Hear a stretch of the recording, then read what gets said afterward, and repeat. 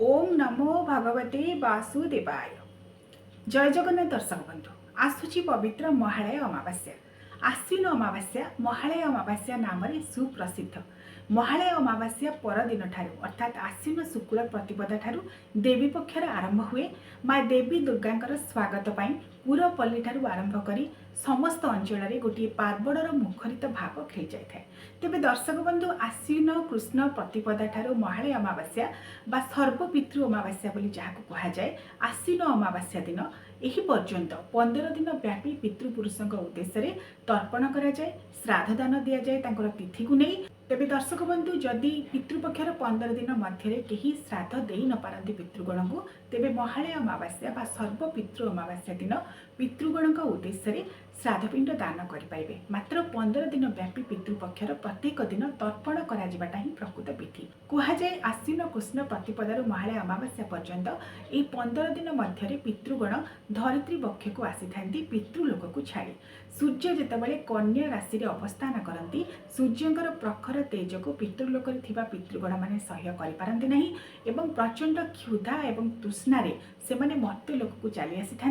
मर्त्यलोक वंशज मान जदि उपयुक्त भाव में श्रद्धार सहित अन्न एवं जल ग्रहण करती तेबे से माने संतुष्ट होई आशीर्वाद दे पुनर्बार पितृलोक को फेर जाती। से कार्तिक अमावास्या बा पवित्र दीपावली अमावास्या दिन पया श्राद्ध करी पितृगण उद्देश्य बड़ बड़ुआ डाक डाकी काउरिया काठी जाली आमे तांको आलोकर मार्ग देखई थाउ। दीप प्रदान करी दीप जाली काउरिया काठी को जाली पितृलोक को रास्ता देखई थाउ। तेणु आमर हिंदू सनातन शास्त्रीय धारारे ये जो विशेष स्वतंत्र विधि रही पितृ उपासना करिबार पितृगण को संतुष्ट करिबार पितृगण को आवाहन करिबार ताहार अनेक स्वतंत्रता मध्य रही। तेबे दर्शक बंधु आश्विन कृष्ण प्रतिपदारु महालय अमावास्या पर्यंत 15 दिन व्यापी पितृ तर्पण करा जाए एवं महालय अमावास्या दिन पितृ तर्पण करने सहित सर्वपितृ अमावास्या भाव में यही दिन मध्य पितृ श्राद्ध करा जाए। 15 दिन मध्य जो मैंने पितृ श्राद्ध करें से माने महालय अमावास्या दिन सर्वपितृ अमावास्या दिन पितृगण उद्देश्य श्राद्ध बा तर्पण करें।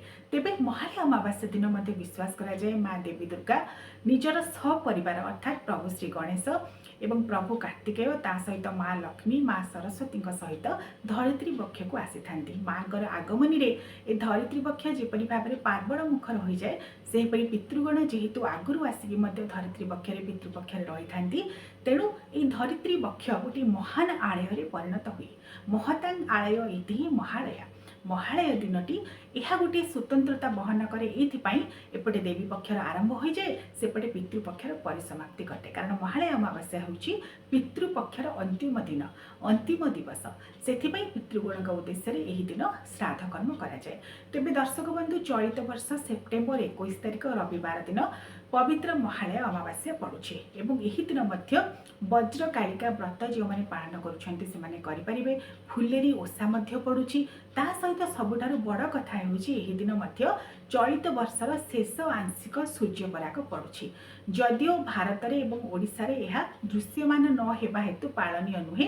अनेक लोकंक मनरे एने संदेह थिला। ए संपर्क में वीडियो पूर्व अपलोड करिछि। दर्शक बंधु आमर नीति अनुଯାयी जहाँ शास्त्रीय नीति पंजिकार सिद्धांत रही जदि कौनसी ग्रहण बा पराग चंद्रग्रहण हेउ बा सूर्यपराग हेउ आमर भारत वर्ष रे किंबा ओडिशा रे दृश्यमान नुहे तेबे ताहा पालनीय नुहे। हांडी छाड़ नीति कि पाकत्याग नीति अनुष्ठित हेब ना। से मनरे कौन सन्देह रखिबे नहीं। चलित वर्ष महालय अमावास्या सेप्टेम्बर 21 तारिख रविवार दिन पड़ुछि। एही दिन मध्य वर्षर शेष आंशिक सूर्यपराग पड़ुछि। मात्र जेहेतु यह पालनीय नुहे ओडिशा रे आपण माने बिना द्विधारे महालयर श्राद्ध करें तर्पण करें। महालयर जहाँ जहाँ कर्म रही आपण माने करें। एही दिन मध्य माँ समलेश्वरी धवलमुखी बेश करा जाए। कहुए एही दिन माँ समलेश्वरी को जदि दर्शन करा जाए समस्त प्रकार पाप ताप धोई हो जाए। एवं जेहेतु एही दिन ठारू देवी पक्षर मध्य शुभारंभ हो जाए प्रतिपदारु तेणु समस्त मध्य व्यस्त रही था नवरात्रि पूजा आरंभ करने एवं पार्वण मुखर हो जाए। पुरपल्ली सहर सबु जगह माँ आगमनी समस्ते प्रस्तुत हो जाते।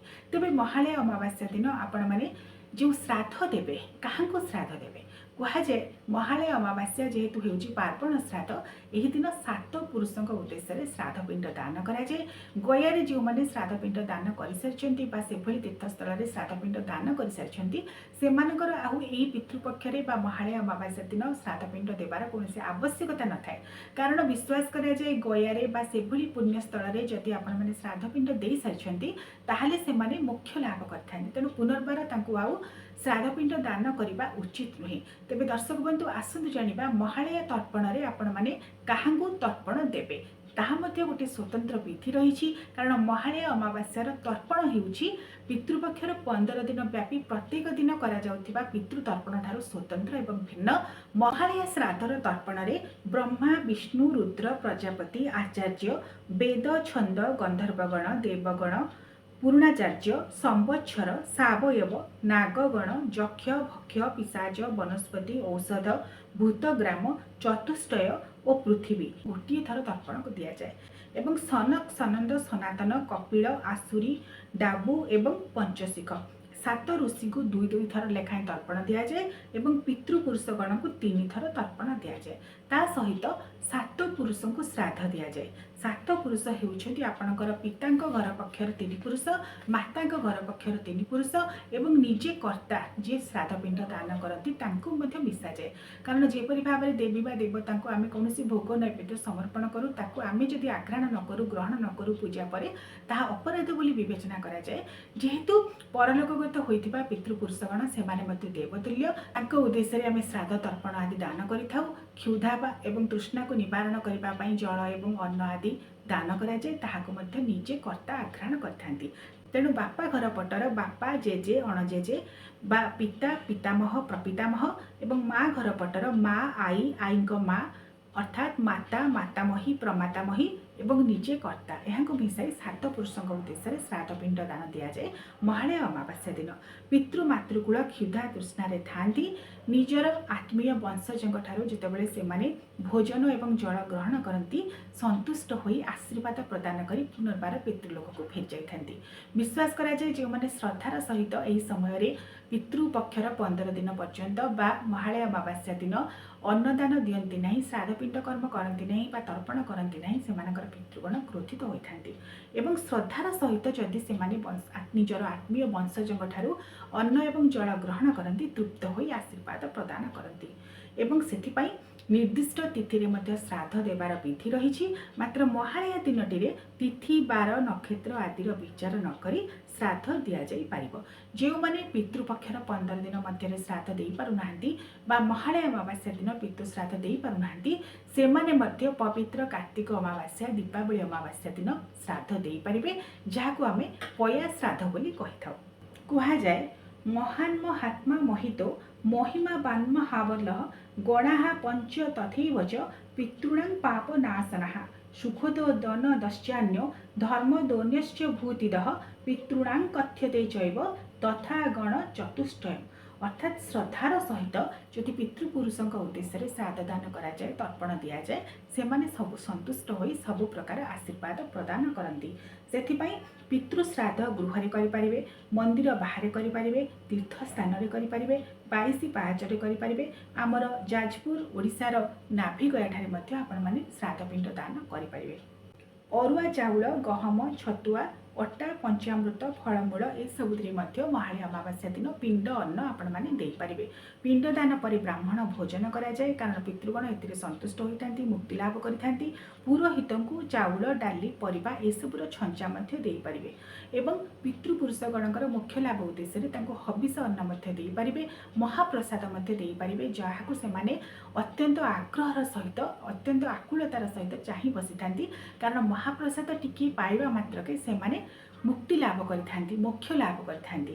ତେଣୁ ମନେ ରଖିବେ ମହାଳୟା ଅମାବାସ୍ୟା ଦିନ ନିହାତି ଭାବରେ ତର୍ପଣ କରିବେ, ପିତୃତର୍ପଣ। ଏବଂ ପିତୃତର୍ପଣର ମନ୍ତ୍ର ହେଉଛି ଓଂ ସର୍ବ ପିତୃଦେବଭ୍ୟୋ ନମଃ।